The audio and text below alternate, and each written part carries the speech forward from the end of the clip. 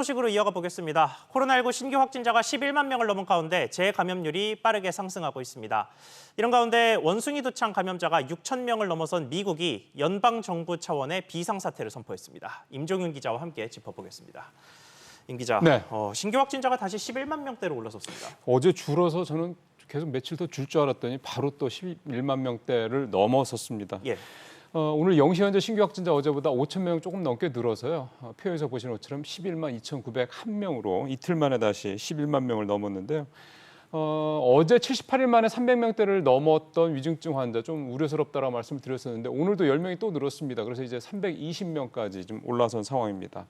오늘은 제일 오른쪽 끝에 있는 사망자 수 증가가 좀 눈에 띄는데요. 어제보다 13명이 늘어난 47명으로 75일 만에 최대치를 기록을 했는데요. 이달 들어서 추이를 보니까 16명, 26명, 34명 그리고 오늘 47명으로 거의 연일 두 자릿수 전후로 사망자가 늘어나고 있는 것도 좀 앞으로 좀 지켜봐야 될 것 같습니다.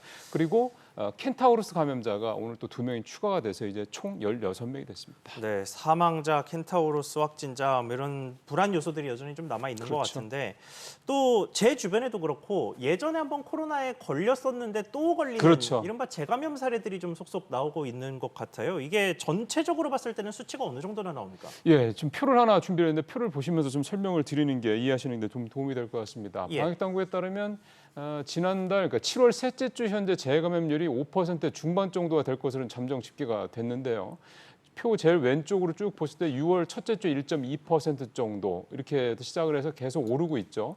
5월 달 첫 번째 주에 비해서는 그러니까 2달 전쯤에 비해서는 10배나 늘어난 거고요. 재확산이 본격화됐던 6월 말쯤 그러니까 셋째 주에 비해서는 2배 정도 수준으로 좀 재감염률이 높아지고 있는 상황입니다. 이게 이제 표 오른쪽 끝에서 보시는 것처럼 7월 들어서 증가폭이 좀 더 가팔라지는 그런 모습이 나타나고 있는데요.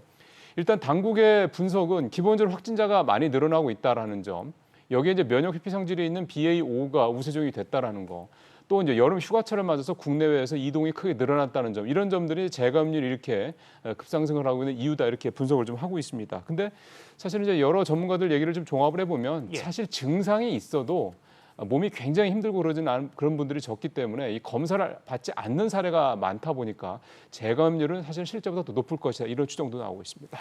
알겠습니다. 자, 원숭이 두창 이야기로 좀 넘어가 보겠습니다. 미국이 결국 연방정부, 그러니까 주 차원이 아니라 전체 미국 차원에서 비상사태를 선포했죠. 이거 상당히 심각합니다. 미국이 지금 전 세계에서 원숭이 두창 확진자가 제일 많은 나라인데요. 오늘 제가 좀 전에 아워 월드 인 데이터 그 표를 좀 확인을 해보니까 지난 3일 현재 6,599명으로 세계에서 가장 많은데 2위인 스페인이 하루 전인 2일 기준으로 4,300명 정도였으니까 조금 늘어났다고 치더라도 미국이 두 번째 확진자가 많은 스페인보다 거의 50% 이상 확진자가 많을 정도로 압도적인 그런 확진자 사례가 좀 나오고 있는 그런 상황입니다. 그러다 보니까 지난주에 뉴욕주에서 이번 주 초에 캘리포니아주, 일리노이주가 비상사태를 선포를 했었고요. 이러다 보니 결국은 이제 현지 시간으로 4일 연방정부 차원에서 공중보건 비상사태가 선포가 된 건데요. 고물가를 잡지 못해서 좀 지지율이 추락한 바이든 정부로서는 코로나도 재확산되고 있고 또 여기에 원수증 확산까지 계속되다 보니까 이도저도 못한다는 그런 좀 비난 여론에 좀 직면해 있는 그런 상황입니다. 네, 알겠습니다. 임 기자 잘 들었습니다.